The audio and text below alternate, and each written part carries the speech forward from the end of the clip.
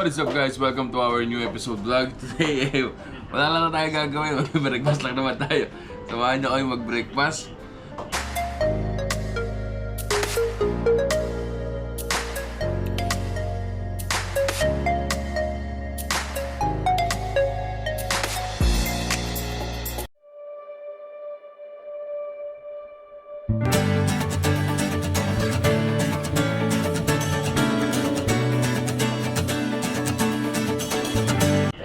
Nagtimpla na yung asawa ko ng kape at na meron din kami ditong donut.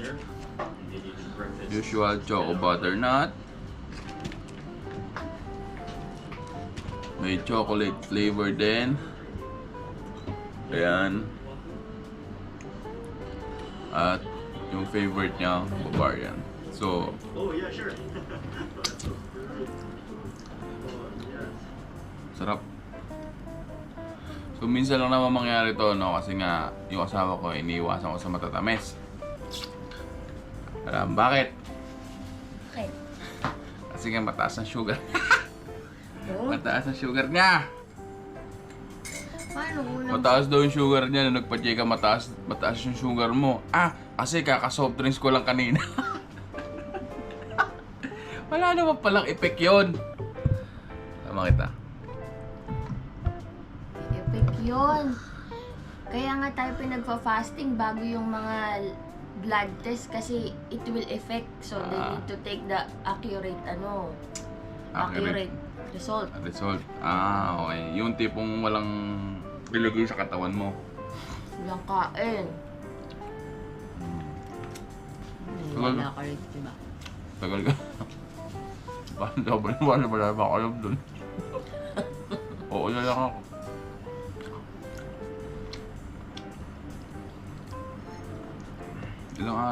Gano'ng katagal na tayo sa bahay?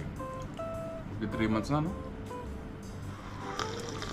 Sarap eh. Tagal ko rin hindi nag-video. Kasi tinamad ka nun. Hindi ako tinamad.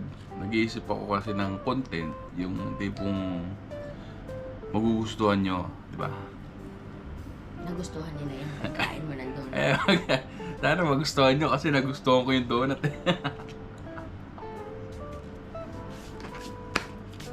Tawag dito? Chocolate. Tawag dito. Parang guys, no? Kasi meron din tong sa loob eh. Tulad sa babae. Oo, di ba? Kasi kagigising-gising lang rin namin.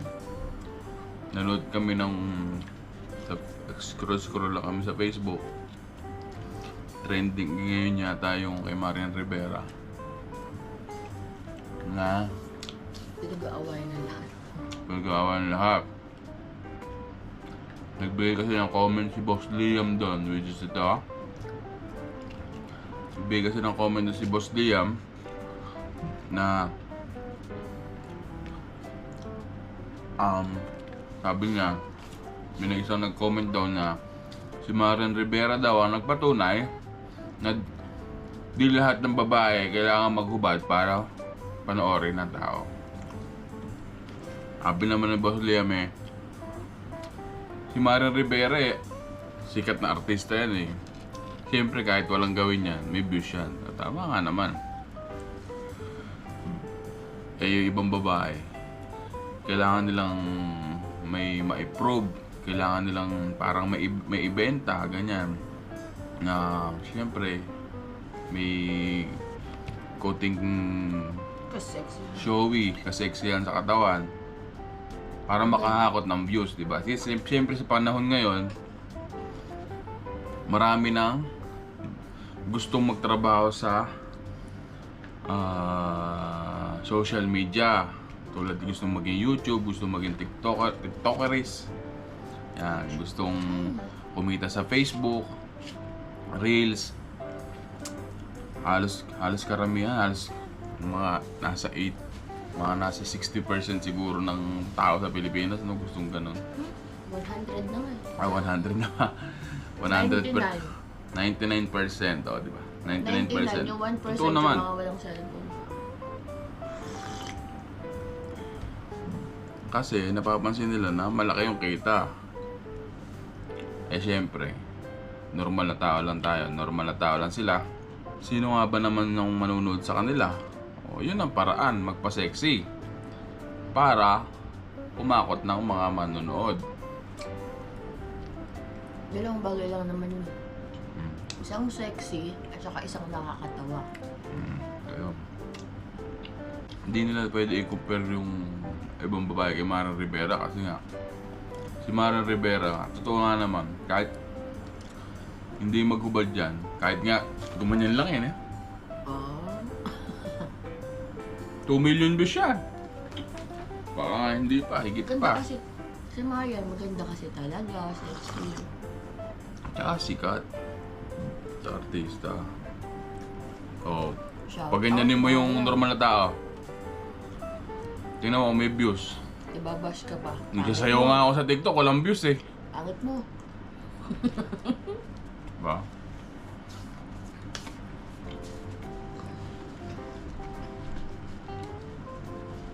Pinabulaanan naman yun ng ano, ng baklang feminist daw, sabi ni Boss Ato.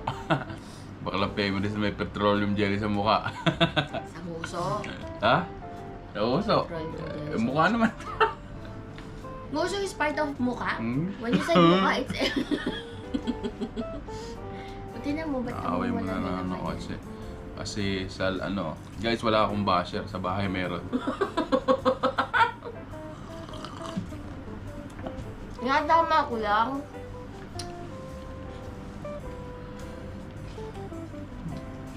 Meron nga pala akong bagong cellphone. Ako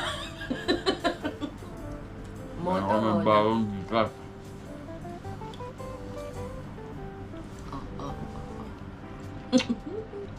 Motorola. First time in 34 years ko gumamit ng Motorola.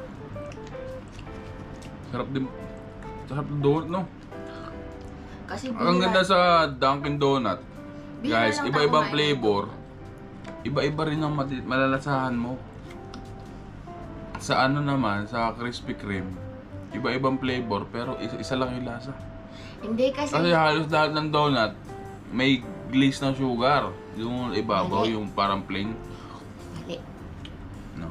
Kasi yung binili mo nung nakaraan, puro mini. Yun lang naman ang ano nun. Eh, kung bumili ka ng malaki, iba-iba yung flavor nun. Kaso puro mini nga yung binili mo. Ba? Pero mas masarap para sa akin yung Dunkin' Donut. Hindi ko alam kung bakit. Oh, may message ako, Globe. Pero guys, masarap na miss ko to. Choco butternut. Sino man pong magsasend ng Gcash tsaka Paymaya, meron ako. Meron ako, mama.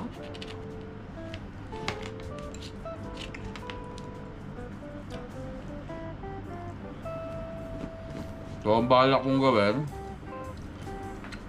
tuwing umaga guys, isasama ko kayo sa breakfast namin.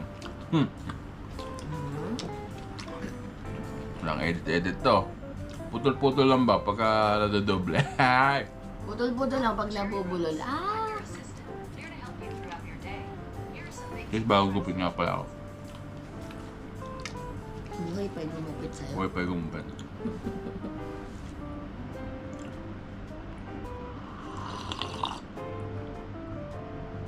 Ay, yung assistant pala. Parang Bixby. Slide na rin kami ano eh. Alam nyo ba na Ano? natutulog kami ng late na kami natutulog. Late na rin kami nagigising. Nasanay na yung katawan namin kasi nga hindi rin kami makatulog na maaga. Ang hirap. Mahihiga ka ng maaga. Hindi ka talaga makatulog kasi yung utak mo ikot ng ikot. Kaya pa.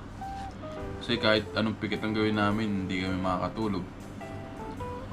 Kaya ang lagi nagiging tulog namin is it's either alas 2, alas 3, o alas 4, ganyan. Maaga na yung alauna. Never nga nangyari yun. Meron ba? Last time natulog tayo alas 12 nga. Simula lang naman nung nagbakasyon tayo. Kaya one thing lang na kailangan pagka No, wala kang ginagawa, nakabakasyon sa bahay. Dapat consistent. Kaya consistent yung tulog nyo, consistent din yung gising nyo. Kung ano yung nagiging gising nyo sa nung may trabaho kayo, ganun din yung maging gising nyo nung Tulog. kung ano yung naging tulog at gising nyo nung may trabaho kayo, dapat ganun din yung nagiging gising at tulog nyo sa araw ng bakasyon nyo. Kasi nga, masasanay kayo. Kunyari, bakasyon ko naman. Mahirap mag-adjust. Bakasyon ko naman. Magpupuyat ako ngayon. Oh, so, hindi pala siya maganda. Kasi nga, yung katawan natin, nasasanay sa higaan. So, hindi tayo bumabangon. Tulad kanina. Nagising ako, alas 8. Pumikit lang ako, guys. 1:00 na. Di ba? Umulat mo. Mahirap yun. Ang aga mo nga Tapos- nagising. Tapos nagkukukot-kot ka sa cellphone mo. Siguro nanonood ka din ng sexy na babae. Siyempre. Tapos yung tawag doon, nakalimutan ko ito na sabihin ko. Hmm. Naririnig kita, no? Kala mo, gising ako noon. Nag-ML nga ako. Nakapikit lang ako. Aga-agang nagdo-double kill. Diyos ko po, Lord. Narinig ba? Double kill? Oo. Tuturuan pa raw ako. So yun guys, mahirap po yung sasanayin yung sarili nyo. Kasi nga, yun nga, tulad sinabi ko kanina, nagising ako alas 8, tapos nahiga ulit ako. Pag dilat ang mata ko, 1:00 na. Yun lang, ganun lang kabilis agad. Pero yung 1:00 na yun, yung katawan ko, hindi pa kagustuhan bumangon kasi nga, nandun pa siya sa higang-higa ka pa. Pag hindi natin pinilit ibangon yung sarili natin, mag-i-stay ka sa higaan na yun. Promise. Yung 1:00 na yun, 5:00 na sa Pilipinas yun. Ayun. Diba? Alam mo, pumasok sa isip ko na, Mani. ay, 1:00 na. 5:00 na sa Pinas, naalala ko. 5:00 na sa Pinas. Matutulog na ulit yung mga tao. Ikaw, kinigising mo lang. Grabe, no?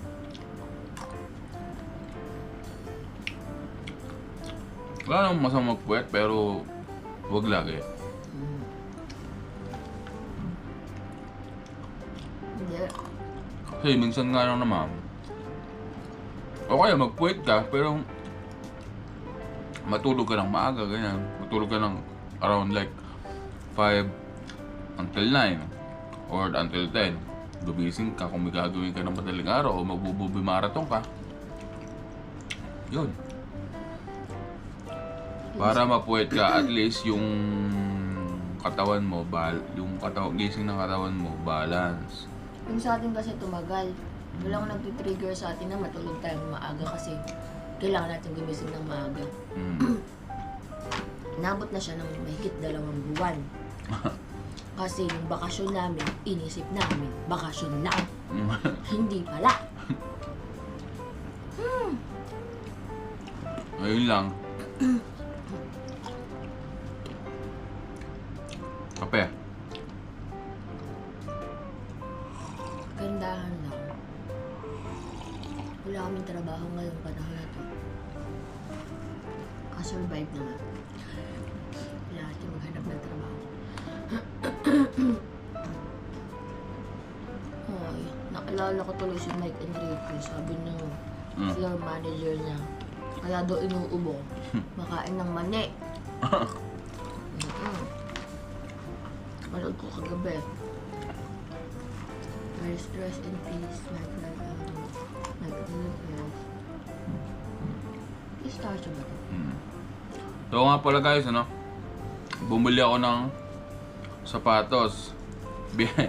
Gawa sa Vietnam. Titignan ko lang yung quality. Mga trip-trip lang naman. Jordan Dunk Low. Hindi siya original. So bukas i-unbox natin na pagising na. Hindi ko alam kung anong oras i-deliver Pero sana umaga para pagising namin. Bagay, laon na naman kami gumigising. Size mo? 45. Ha? Hindi naman ha? Hindi man kaso sa'yo. Chato si Jason sa'yo. Dalawa ba? Titingnan lang namin kung ano yung quality. So, Goods day, goods. So, siguro hanggang dito na lang guys yung vlog namin, no? Patapos na rin yung kape namin. Cheers sa inyo. Maraming salamat sa panonood. Kita-kita tayo sa susunod na video. Siguro bukas o... Thank you sa panonood. Sana sa mabuti kayong kalagayan ngayong araw. Huwag na huwag niyong kakalimutan magpasalamat sa taas na dahil buhay kayo araw-araw. Okay? Hanggang sa muli! Kita tayo sa susunod na video.